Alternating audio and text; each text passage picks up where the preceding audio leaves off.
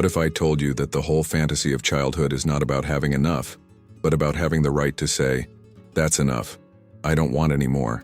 What if your greatest superpower was never ordering food at will, but learning when and how to stop getting it, even the things that seem too good to refuse? Take a deep breath, because this story is short and layered, and perhaps says more about you than you realize. The Grimm's tale, The Porridge, fits into a paragraph. A hungry girl, a symbol of everyday need, encounters a mysterious old woman and receives an impossible gift, a magic pot that with the right words produces endless porridge. All it takes is a wish. Desire transforms into sweet mess, abundance transforming into a banquet hall, and so the girl and her mother no longer know the taste of hunger. They have, whenever they want, porridge on the table, their bodies satiated, their emptiness filled. It seems like the happy ending that every fairy tale orphan, every child in the world would like. But the story doesn't end there. Then comes the second act, the one almost no one tells. One day, while the girl is away, the mother discovers the magic. She manages to make the spell work. The food gushes, fills, overflows. But she can't stop it. Porridge overflows, covers the table, invades the house, overflows the street, floods the city. It only stops when the owner of the secret returns and orders, "Enough." That's the secret of this story. It's about learning to ask, but most importantly, learning to stop. Think about how many times life has forced you to swallow more than you wanted. How many yeses you said when you meant no. How many excesses came disguised as care, protection, supposed kindness. And all that was missing was someone to say, "Enough. I don't want any more." Mingao is about control, about learning to shut your mouth at the right time, about the hidden power of not letting yourself be overwhelmed, even by what you've always wanted so badly.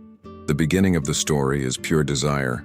A poor, hungry girl, a symbol of all human and childish needs, meets an old woman, the mythical figure of wisdom, of unexpected gifts, of the profound feminine. Perhaps life itself, perhaps a dream, perhaps luck. The old woman gives him a magic pot and, more importantly, teaches him secret words. One to start the miracle, and one to stop it. When you want porridge, say "Cook, little pot," and to stop, say "Little pot, stop." It's an ancient fantasy, having what you need when you need it simply by speaking. Oral paradise, that stage of life when food, protection, and warmth arrive effortlessly, simply through crying and desire. The girl returns home, shares with her mother. The miracle happens. Neither of them goes hungry again. The emptiness that made their stomachs ache and their hearts fills. Here, the story fulfills the fundamental dream of all of us. Not having to ask, not having to beg, not having to desire for fear of being denied. Food springs from desire, and you just need to know how to ask for it. But beneath the joy, we notice there's a big difference between having enough and not knowing when to stop. Enough calms, nourishes, and allows movement. Excess paralyzes, weighs, and submerges. And it is from this point on that Mingao begins to disturb our certainties. In the world of children, and often adults, power is projected onto food. The power to ask, the power to receive. The act of opening one's mouth and being served is a sign of being loved, of being safe, of being important. But there comes a time when what seemed like protection becomes a prison. The insistent spoon, the excessive care, the lack of listening, and the desire to receive only enough. The fantasy of oral paradise becomes a nightmare of overdose. When the mother experiences the magic alone, she learns how to make it start. But she doesn't know the word to stop. He is enchanted by the unexpected, loses control. The porridge gushes, and suddenly the consequences of excess are imposed. This is when desire, so celebrated, becomes a flood of identity. It ceases to be nourishment and becomes a threat. The entire city is covered in mush. There are no more houses, streets, or squares. What was once a blessing is now suffocation. Something essential in this tale is the power to make it stop. The control of excess, even excess of good things. The world of children often tells us that children can only receive. The culture of more is better makes us believe that what's truly good is being showered with attention, love, gifts, and food, without ever measuring or asking for the full amount. But grow up and you'll realize, excess doesn't always mean care, and lack doesn't always mean abandonment. Sometimes the collapse of the bond lies in not realizing the limits of one's own will. In the story, The mother would like to be a mother by ensuring satiety, but she ignores the secret of control, the power of pause, of enough. This is how we often are with our own desires. If I can do more, I want more. If I love more, I protect more. If I understand more, I invade more. But too much availability, too much protection, too much emotional nourishment can suffocate as much as too little. The porridge invades, covers everything, threatens to drown not only because of magic, but because no one knew how to stop it. And what child hasn't experienced at some point the anguish of having to receive what they don't want? Eating beyond their appetite, silencing the "I don't want any more" because someone else, their mother, their father, their culture, decides the measure. The persistent spoon is a symbol of invasive care, the love that doesn't know when to say enough, the care that suffocates and doesn't listen to individuality. The girl, upon returning, doesn't cast another spell. With calm authority, she simply says, "Little click, stop," and the excess ceases. This simplicity is revolutionary. The power to stop lies with the child, not the adult. It's the child who decides when it's too much. It's also a message for parents and educators. Knowing how to care isn't just about ensuring availability. It's about learning to listen and respect your own limits and those of others.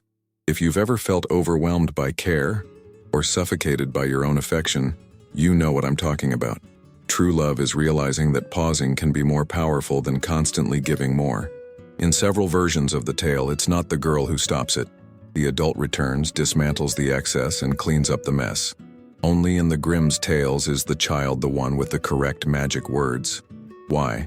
Because a child's first experience of power is shutting their mouth, refusing to take a spoon, exercising bodily control over what enters them. Anyone who has lived with babies or small children has seen the power of a closed mouth. It is the refusal that marks the beginning of the construction of autonomy. I don't want it anymore. Not today. I don't like it like that. This small disobedience is actually nascent maturity. It's the beginning of the difference between nurturing and invading. At the heart of the tale lies this wisdom.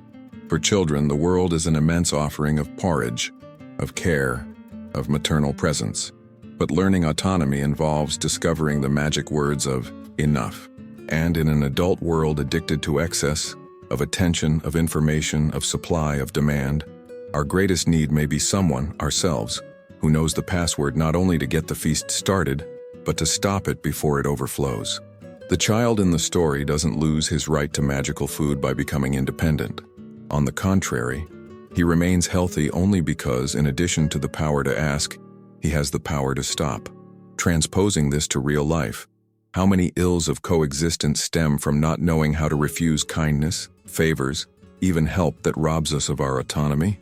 How many suffocating bonds, addictive relationships, or toxic dynamics survive because no adult involved can verbalize, "Click, stop"? True maturity, then, would be finding the exact word that puts an end to excess. At first it was pleasure, then it was suffocation. In the end, came the power to say no. Growing up is moving through phases, from the joy of receiving everything, to the anguish of feeling suffocated, to the peace of defining enough. The story of Mingao reminds us that true control isn't just about the beginning, but about the end, about the enough, about not swallowing anymore, even if what comes next continues to be sweet. At the same time, it highlights that true childhood paradise, the one where nothing is ever lacking, should not be eternal, because if it is, it becomes a prison, not a blessing. The city overrun by porridge is a metaphor for an identity that didn't know where to end. Too much of everything drowns, rather than nourishes. Can the adult world occasionally listen to the girl's inner voice? The part that wants neither total absence nor saturation? To know beyond giving, also to cease giving. To trust that the child will be able to satisfy her true hunger when it appears. At the end of the story, the city is clean and the bellies are full.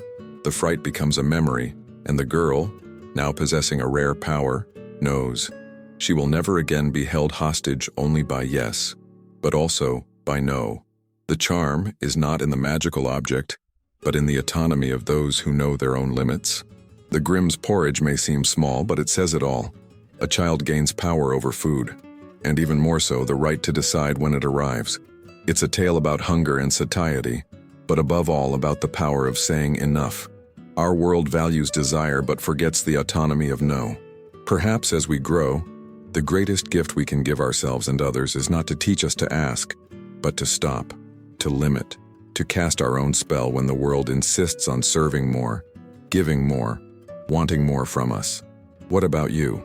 Have you noticed that you keep letting your porridge overflow just because you learned to desire but never to limit? What relationships, projects, ideas are drowning your inner city just because no one taught you the spell to stop? The narrative ends lightly, but leaves a powerful lesson, that there is always room to close your mouth after your hunger has been satisfied, and that no excess, however tempting, is worth the peace of mastering one's own measure. If this story touched your hunger for meaning, subscribe now. Activate the bell so you don't miss other stories and reflections on how to give yourself enough and know when to say enough. Share this video with those who can't stop, with those who offer until they suffocate, with those who still try to please by saying yes too much so as not to disappoint. Comment, what excess has already drowned you? Do you have difficulty setting limits even for good things?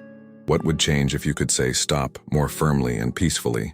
Your experience can help others who have not yet discovered that the real secret of magic lies in not knowing how to start, but most importantly, knowing when to stop. Until the next story, until the next limit, until you discover the exact measure, for yourself and for the ones you love.